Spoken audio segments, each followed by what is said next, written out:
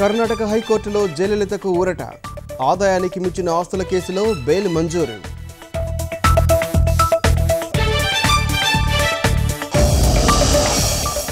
ఢిల్లీలో పెదావుటపల్లి హత్య case హంతకుల arrest.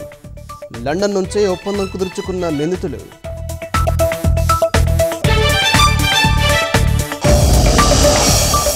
ట్రాక్టర్లతో పంటలు దున్నేసిన సరస్వతి సిమెంట్ యాజమాన్యం.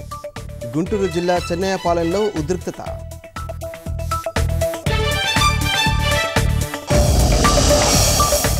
వెలుగొండ గుడ్లకమ్మ ప్రాజెక్టులు సత్వరమే పూర్తి. ప్రకాశం జిల్లా జన్మభూమి కార్యక్రమంలో ముఖ్యమంత్రి హామీ.